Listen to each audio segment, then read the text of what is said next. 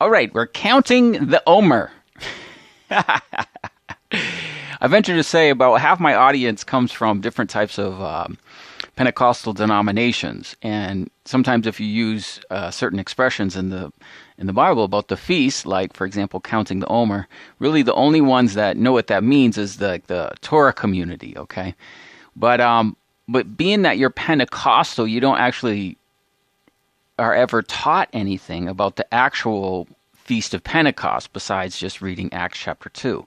But yes, it is a feast, and it's a very important feast because it also is going to be fulfilled in the millennium. In the millennium, there will be the Feast of Shavuot, okay?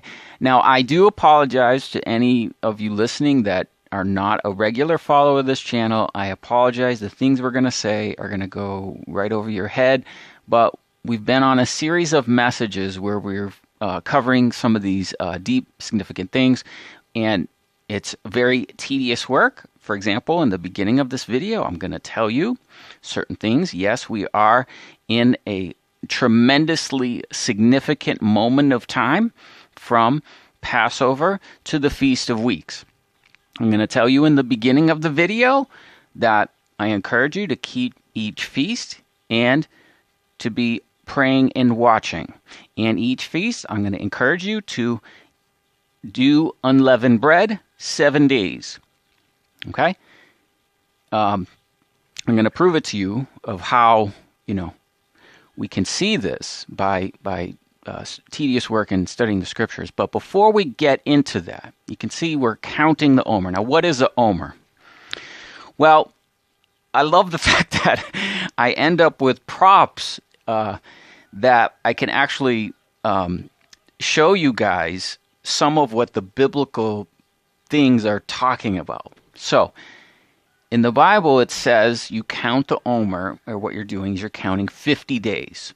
So we see the word Pentecost, it's penta, okay, means 50, and the other part of the word costa there means feast, 50 feast, okay?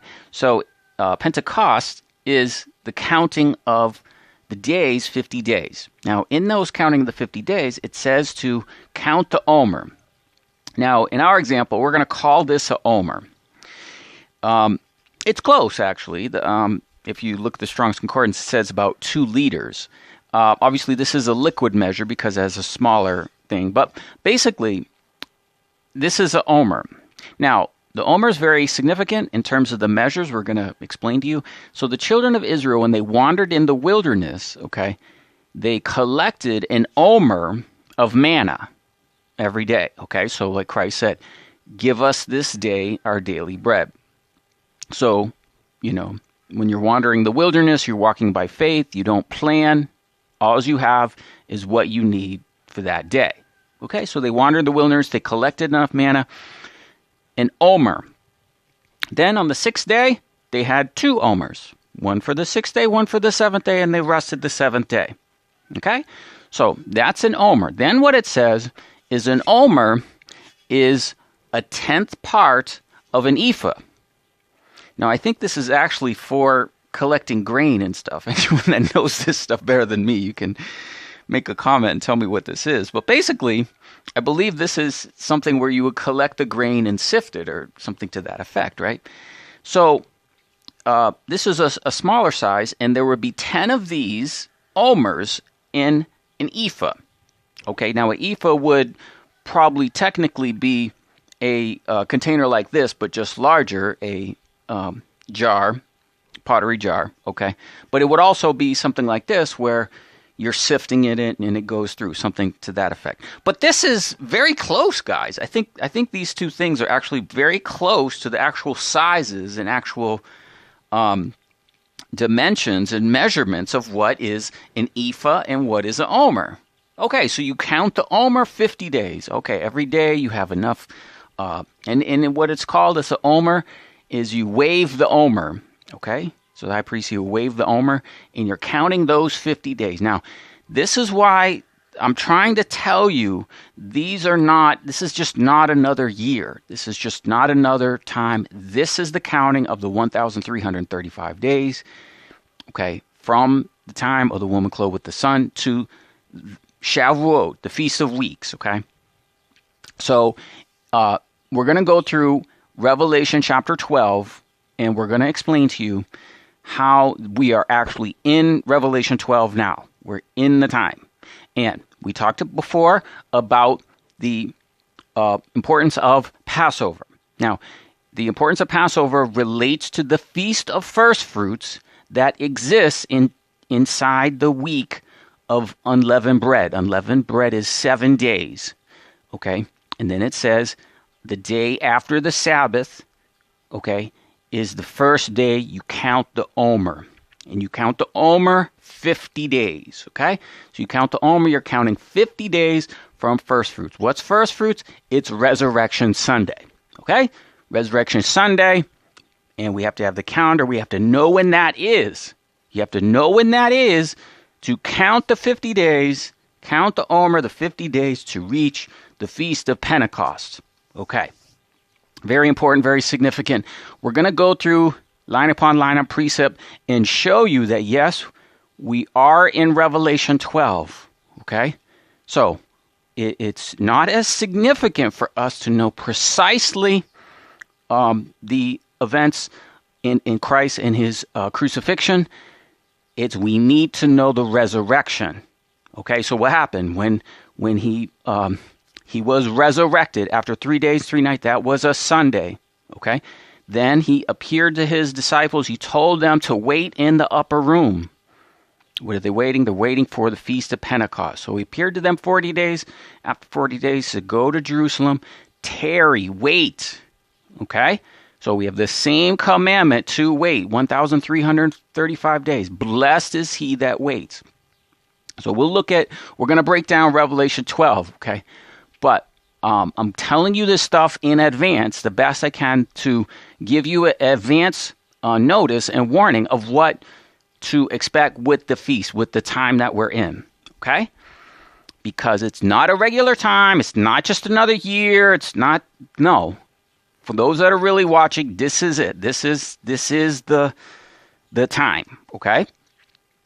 That's why this channel is only going for, a couple months. And before Shavuot, we're done. We're not on YouTube. We're done. Okay?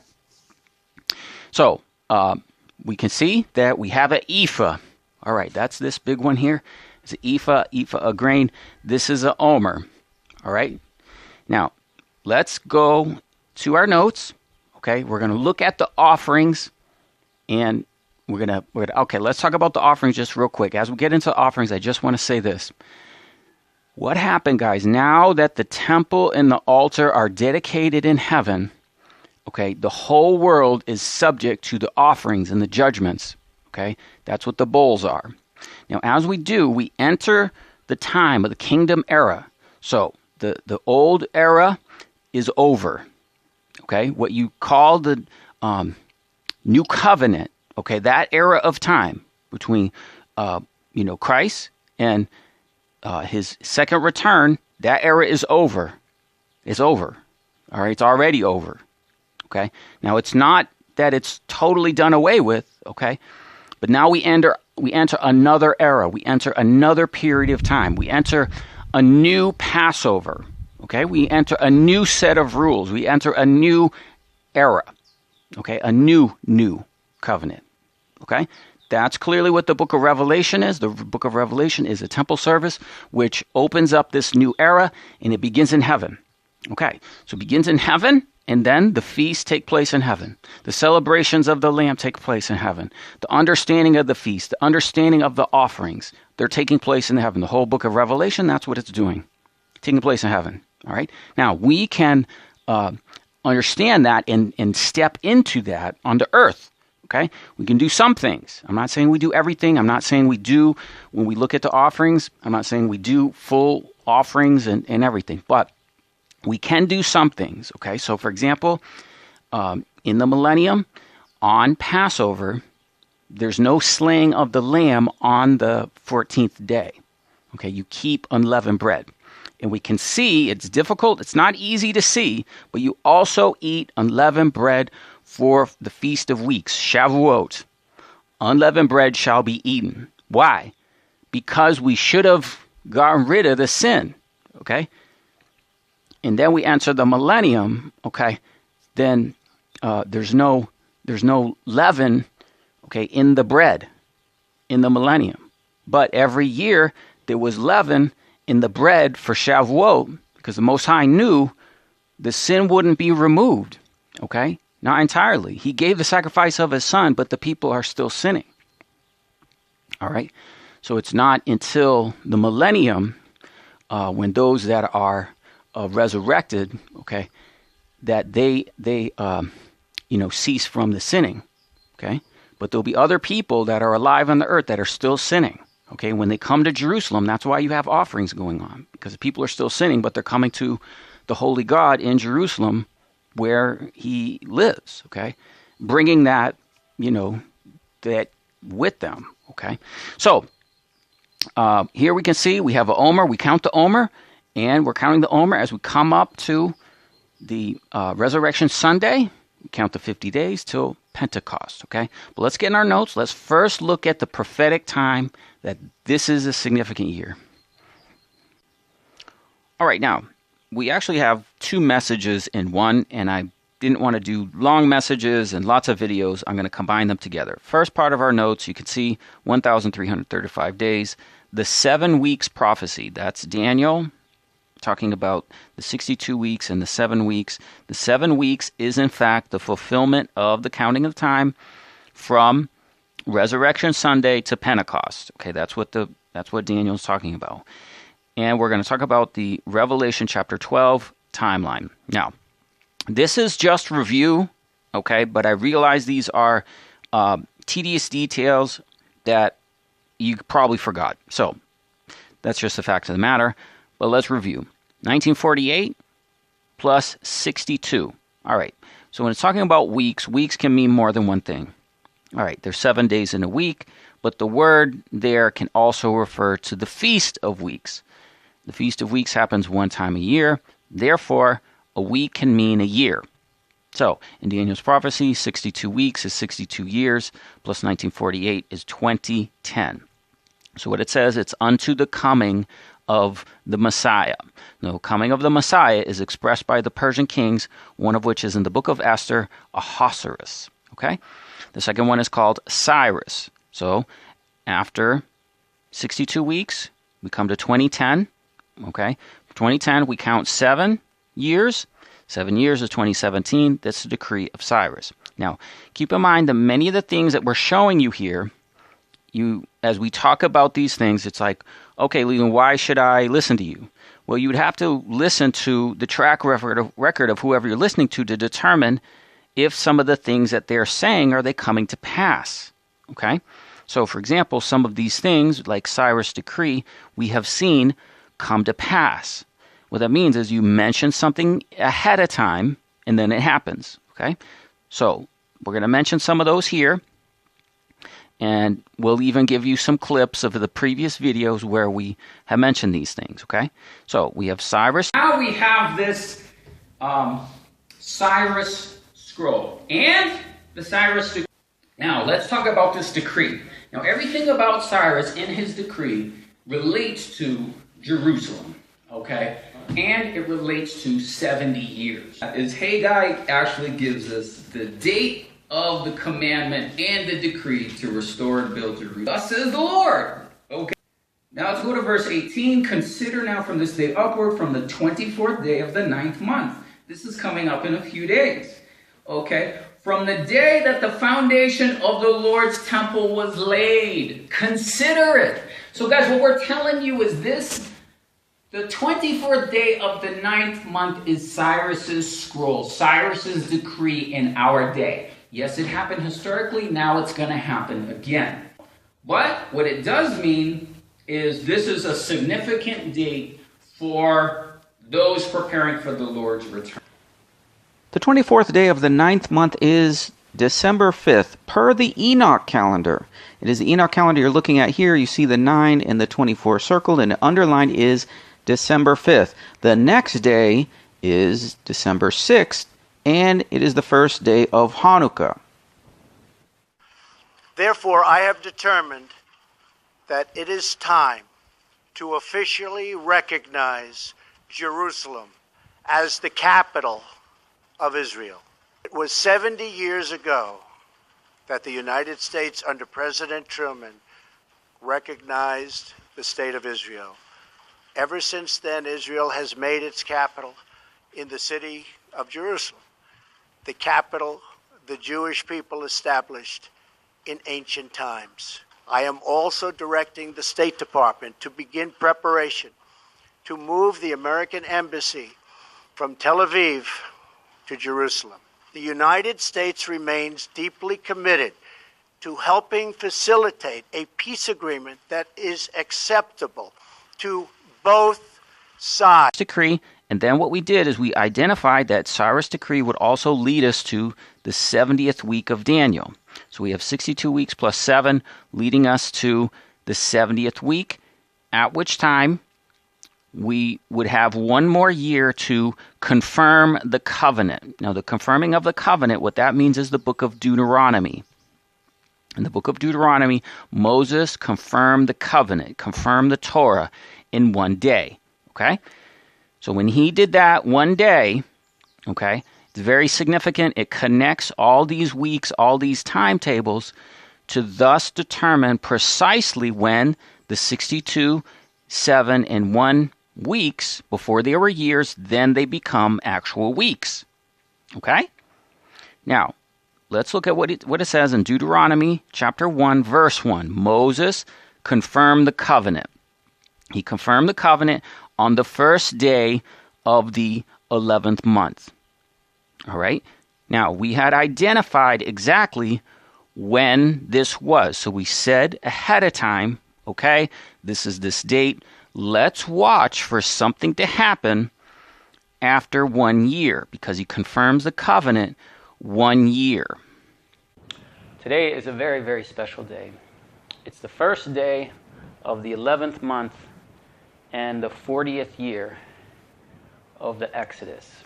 In the book of Deuteronomy, chapter 1, when Moses goes to Mount Nebo and recites the Deuteronomy, the Torah, the second Torah, he does so, and then the children of Israel enter the promised land.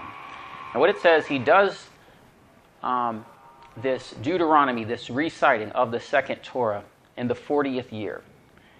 Now, the reason this day is significant is because this is the confirming of the covenant for 1 year.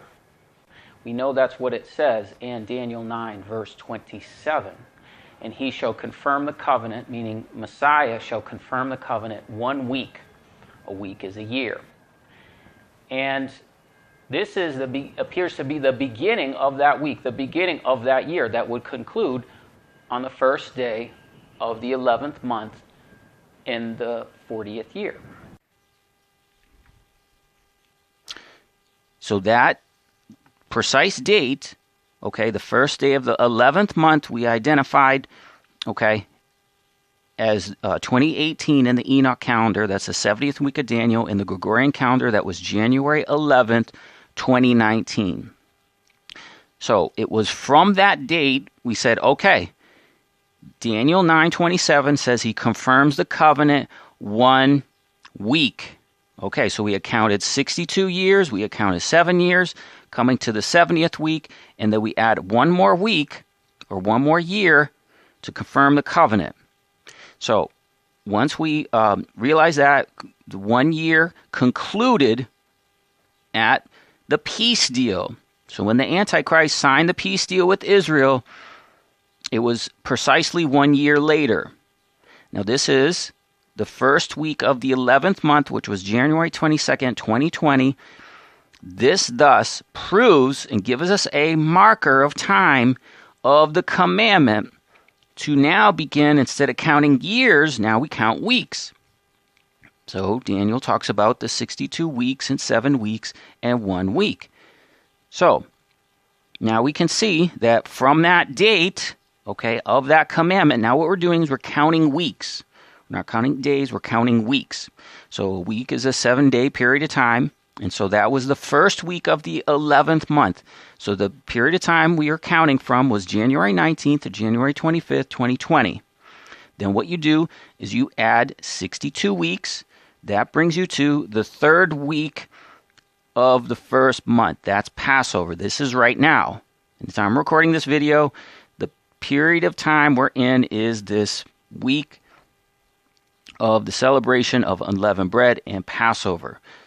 Between March 28th and April 3rd, okay, that is that period of time. All right? Then, from the Feast of First Fruits, which is April 4th, 2021, okay, then we add 7 weeks. Daniel says 62 weeks, 7 weeks, and confirm the covenant 1 week. So these 7 weeks of Daniel, okay, it's not going to be just any arbitrary weeks, guys. It has to be in the scriptures. So in the scriptures, it tells you exactly when these 7 weeks are. Deuteronomy 16:9, 7 weeks you shall number. But when you put the sickle to the stalk, you will keep the Feast of Weeks. So Daniel's 7 weeks is, in fact, the counting of the Omer. It's the counting of the 50 days to the Feast of Weeks. Okay, so you can see feast is, in the Hebrew, Hag, and weeks is Shavuot. So if you're in Jerusalem, it's the time of the feast. You say Hag Samek. Hag, feast, Samek, happy. Okay? And rejoice. Okay, even Samek is rejoice. Okay? So that's what you say. You say Hag Samek. And that's Hag, feast, Samek, rejoice, happy. Okay. So then it says 7 weeks you shall number. So these are the 7 weeks you go and you count from first fruits. You count 7 weeks, and then you come to the Feast of Weeks. And Deuteronomy 16:11, you will rejoice. This is Pentecost. This is the 50 days. The 50 days is 7 weeks. So we are now entering in the actual 7 weeks of Daniel. Okay, from the commandment, we saw the commandment. We confirmed the commandment. Okay, unto Messiah the Prince. He's coming, guys. This is it. 7 weeks. This is the counting of the Omer. All right, and 62 weeks. And then he will confirm the covenant 1 week. All right, so after the 7 weeks, we have Pentecost. So we count 7 weeks, we get to Pentecost. That's May 23rd, 2021. The Pharisee calendar might have a different date for Pentecost, but we know where this is right. Per the Enoch calendar, Resurrection Sunday is coming up. We have the right calendar. We're not following the moon. And Jeremiah talks about this as the harvest of weeks, Shavuot. Then we're counting the 1,335 days. That's May 24th, 2021. If you don't know about this calculation, we have other videos. We'll have links in the description field. And on May 25th, we have a blood moon. So we have Pentecost the 23rd, 1,335 days the 24th, and the blood moon May 25th. Now, once we reach this time, we still have 1 more week. So we add 1 more week from Pentecost, okay? And we get to the 15th day of the 3rd month. This is May 30th, 2021. And this memorializes the feast.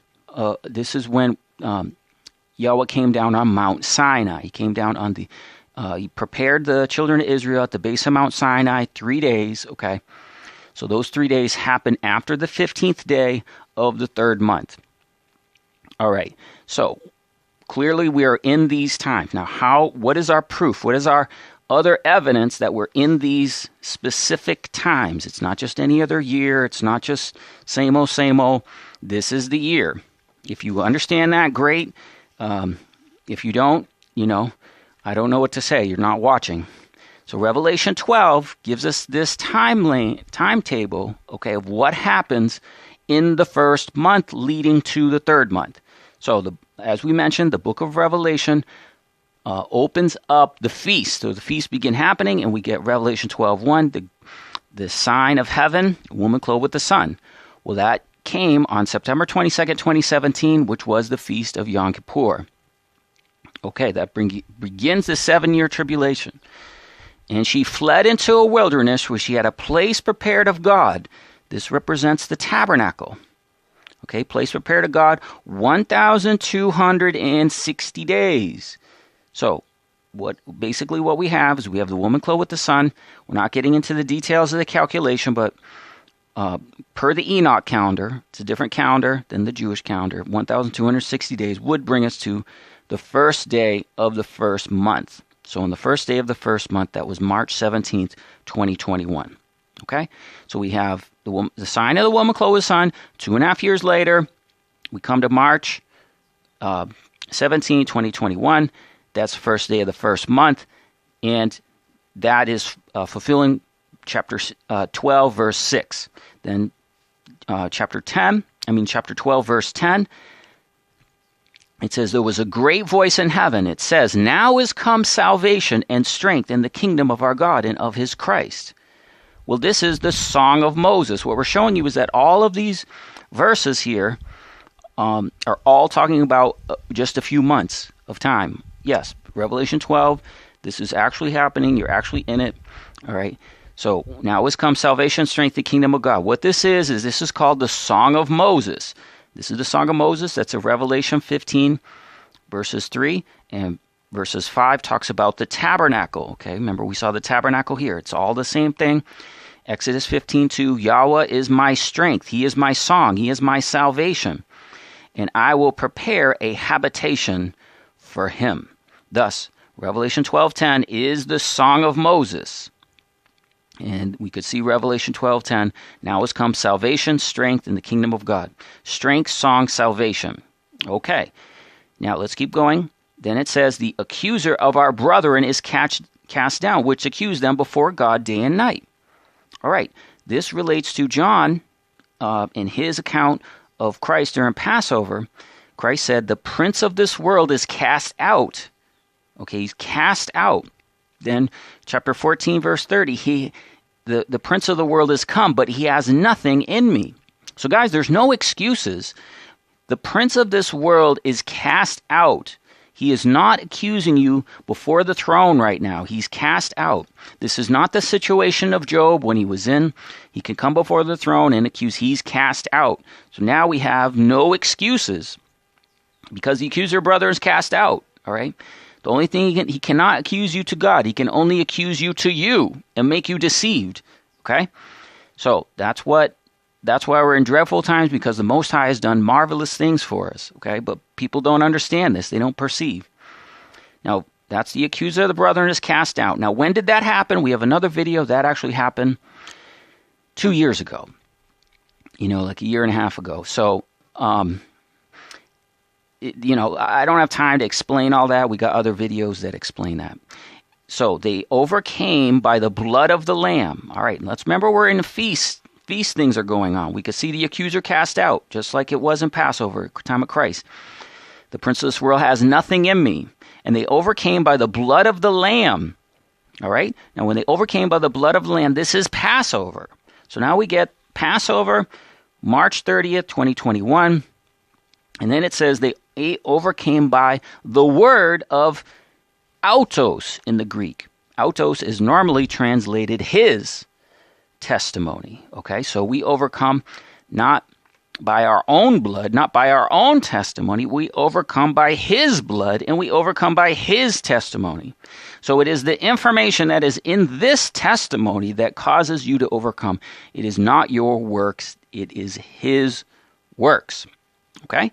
And this is, in fact, the witness and testimony of the gospel going forth. Okay? So they overcame by the blood of the Lamb and the word of his testimony, and they loved not their lives unto death. Okay, so we have Passover, the blood of the Lamb. They love not their lives unto death. This is the Feast of First Fruits. So that's April 4th, 2021. They love not their lives unto death. That's First Fruits. Okay, now this is where we count. So this is Resurrection Sunday, and you count 7 weeks or 50 days. And then you come to verse 12. Rejoice, you heavens, and you dwelling there. Okay, remember what we said about the feast. Hag Samek. Rejoice, okay? Rejoice, you heavens, and you dwelling there. So that's that's going to be the 50 days later. That's May 23rd. That's Pentecost, okay? Just like we said up here, Pentecost, May 23rd, okay? 1,335 days, May 24th. The blood moon, May 25th, okay? That's what I'm saying, guys. That's what all the information is pointing to. Rejoice, you heavens, you dwelling there. And this is the Feast of Weeks. You are to rejoice. Samech. Hag Samech. Okay? So clearly we can see in Revelation 12, this is a timetable of the feast. We get the first day of the first month. Okay? We get the Song of Moses, which is Passover season. We get the Feast of First Fruits. Okay? And then we get the Feast of Weeks. Okay? All is clearly identified that once you know the language, once you understand the prophecy, that's what it's talking about. Then verse 14, it says, the woman was given 2 wings of a great eagle, that she would fly into a wilderness, into her place, for 3.5 years. Okay? So when that happens, then it's for a time, times, and a dividing a time. Okay? So that brings us the Great Tribulation period. Okay? So that 2 wings of an eagle you can see in Ezekiel 17. So you can get these notes. Definitely get these notes. This is a lot of information. You probably won't understand right off, so get these notes. Okay, now here's our next page of notes, counting the Omer to 1,335th day. Okay, so when we get this expression, counting the Omer, we find this in Leviticus chapter 23, verse 6. It talks about unleavened bread. During the Feast of Unleavened Bread, okay, it's during the feast, you bring an Omer of the first fruits of the harvest. Okay, so you do that during unleavened bread. That's the barley harvest, and you bring an Omer. Okay, of the first fruits of your harvest. Then, in verse 11, and then you wave the Omer, or the sheaf, the day after the Sabbath. Okay, so now that's the day after Sabbath. This will be your first counting of the 50 days. Okay, you see that in verse 15. Count from the day after the Sabbath. Okay, this is the Feast of First Fruits. That's on the day after the Sabbath. Sabbath is Saturday. Okay, the day after that will be Sunday, when you brought the Omer to the wave offering. And then what you do is you count 7 Sabbaths. Okay? And then verse 16, even unto you on the morrow, or the day after the 7th Sabbath, you shall number 150 days. Okay? So that's how you count. You include counting the Sunday, and then you count the 50 days. Okay? And that will bring you to Pentecost, okay, in the Feast of Weeks, okay. Now, the manna, as we mentioned before, in Exodus 16, manna was measured of 1 Omer per day. So remember how we were talking about? We're talking about counting the Omer, okay. So the size and the size of the amount of an Omer relates to a day, okay. So they every day collected manna, collected 1 Omer. Now, an Omer is a 10th part of an ephah. That's what we were showing you before, that the large old piece of wood from the tree that was cut out is for a larger portion of grain. That's an ephah. Okay, and then the smaller measure is an Omer. Now, let's look at how we can see some interesting fulfillments in Ezekiel 45 as we enter the millennial Passover feast. As we enter the millennial Passover feast, we do have burnt offerings. And we're not suggesting burnt offerings now. What we're suggesting is that we enter the millennial memorial of what takes place of eating unleavened bread. And we do so during unleavened bread, the 7 days, and the Feast of Weeks, or Pentecost, another 7 days, okay? So remember how we saw before, how the 7 days, there's also a 7 days in the Feast of Weeks when you confirm the covenant 1 week. When you confirm the covenant 1 week, okay, that means that you come to Pentecost. Now you have another week there, another 7 days, okay? So what it describes in Ezekiel, it describes as 7 days offering. But let's look very closely. What I'm about to show you, you will not see reading the King James. Most of your translations, you will not see what I'm about to show you. So in Ezekiel 45:21, it gives us the millennial Passover. So we enter the millennium, and the Passover rules are instituted, okay, with new instructions. In the first day of the 14th month, first day of the 14th day of the first month, you'll have a Passover, Pesach. A feast, Hag, okay, of weeks, Shavuot. Now, most of your translations will say a feast of 7 days, but the word is not 7. This word for weeks is Shavuot, which means weeks. It doesn't mean 7 days, okay? So it's a feast, Hag, Shavuot. Now, this is how you describe the Feast of Weeks when you read it in Hebrew. It's Hag, feast, Shavuot, okay? So, for example, in Numbers, we'll see this is Ezekiel 45, and the things we're going to prove to you is the parallel in Numbers chapter 28. So, the day of your first fruits after your weeks, Shavuot, are out. Okay, so it talked here about the 14th day of the first month, Passover. 7 days unleavened bread are eaten. Okay, 7 days, just like we could see here. All right, so you have a feast, Passover, the feast, Hag, weeks, Shavuot, days unleavened bread eaten. Okay, now we're reading just perfectly corresponding to what the Hebrew says. According to the Hebrew, you actually have 2 feasts here. You have Passover. It's talking about Passover, and it's talking about the days of eating unleavened bread are also the Feast of Weeks. I hope you can see that. Yes, it details the Passover here, but that when you see this word Shavuot, that's the Feast of Weeks. Hag, Shavuot, Feast of Weeks, and we have the parallel and proof of this by Numbers 28. It talks about the Passover, yes, and then it talks about the Feast of First Fruits after your weeks are out. And then it describes the 7 day offering, and the 7-day offering is exactly the same in Passover as it is in First Fruits. Okay? Thus, because Passover and First Fruits is the same, we conclude that the 7 days for Passover of eating unleavened bread is also the 7 days of eating unleavened bread for Shavuot. Okay? Now, we also see some interesting things coded in here that we wanted to mention. So, in the millennium, now this is going to be when Christ comes, in the millennial temple, there will be offerings. Those offerings are detailed here. So, there's a burnt offering, 7 bullocks, 7 rams without blemish, and a kid goat daily. Okay? Now, some of these might seem strange to you. Why is it happening? Well, kid in the Hebrew is satyr. It's a demon. It's a satyr goat. It's representative of Satan. So when Satan is incarcerated for the millennium, okay, there's a memorial of that. Okay? So look, stop doing stupid stuff. You have no excuses. Satan is incarcerated, but the people will still be doing stupid stuff.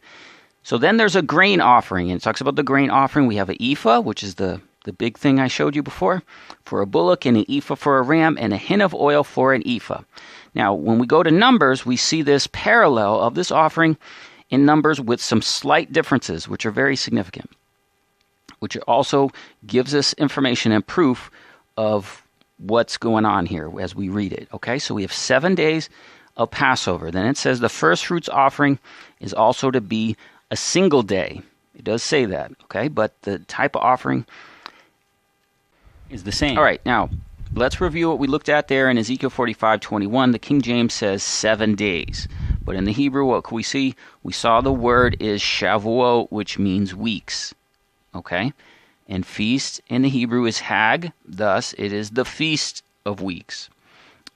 And then it goes into the description of the 7 days offering and the days. Okay? It says, unleavened bread is eaten. Then, with the 7 days, applying both to Passover and first fruits, as we could see in Numbers 28, it means that unleavened bread is eaten for both feasts. Okay? This is how you understand and interpret the Scripture, guys, when you see Numbers 28 talking about Passover, talking about first fruits, and here it says the Feast of Weeks. It's coded in there. You have to look at the original language to see something like this. The Ezekiel offering refers back to Numbers 28, where the offering for Passover, verses 19 through 22, is the same as first fruits. Now, also what's here is something very interesting coded in Numbers 28 when it's talking about the grain offering. Okay, the grain offering is flour mixed with oil, and then it says 3/10 part of an ephah for a bullock and 2/10 part of an ephah for one ram. Now, if you take 5/10, okay, of an ephah, that's 50 omers. Okay, so just like you count the omer, 50 days, okay? Also seen the offering is 3/10 and 2/10 of an ephah, which is the same amount as counting the omer, 50 days, 50 omers for 50 days. It's coded in the offering, guys. 50 days, just as the manna was an omer, okay, and 1/10 of an ephah per day. Okay, so we learned a lot. Now we can see that counting the omer, of what we can see, what we must do, we must eat unleavened bread, we must get unleavened out. Okay, the devil is cast out. He cannot accuse us before God. Okay, and so I encourage you to get the notes. Okay, the notes, we have 2 pages. And let's see, we'll have this as part of the series we've been doing on the feasts. Okay, also the notes will apply to the 1,335 days. Okay, and then the other pages, as we said, we're about to enter the 7 weeks. We could see from the Revelation timeline, we are in the times of the feast. We talked about the first day of the first month. Now we're in Passover. Then we have first fruits, and then we have the Feast of Weeks. So guys, I will have the notes available. I will have links in the description field for some of the previous videos that we cover some of this matter that you may not understand, but it's leading to this. The woman, okay, is given 2 wings of an eagle to fly in the wilderness 3.5 years. So we're counting the Omer to the 1,335 days. Links in the description field. Thanks for watching. God bless you.